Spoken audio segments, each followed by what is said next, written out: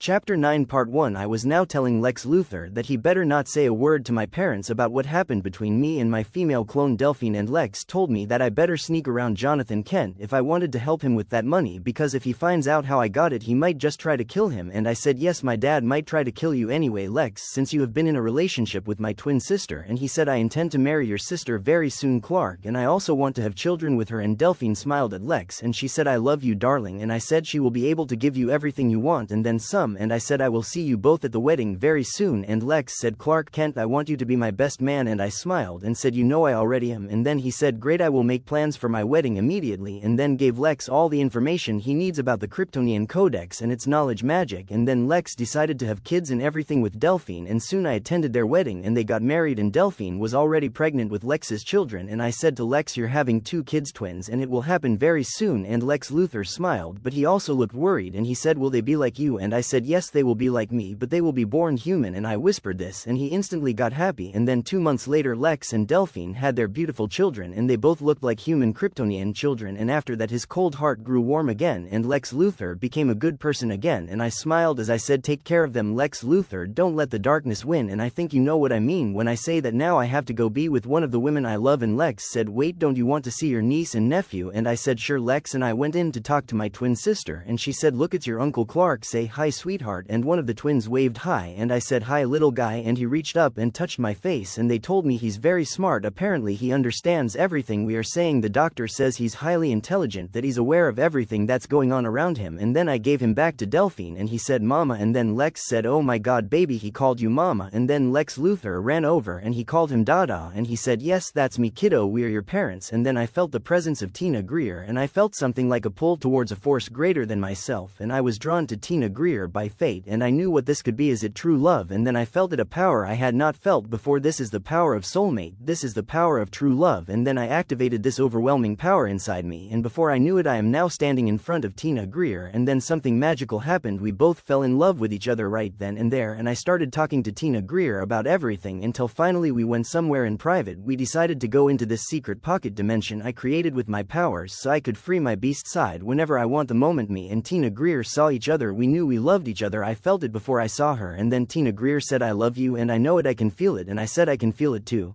It's pure, like nothing I ever felt before. And then something incredible happened, she kissed me and passionately, and it's like an explosion of love started to happen.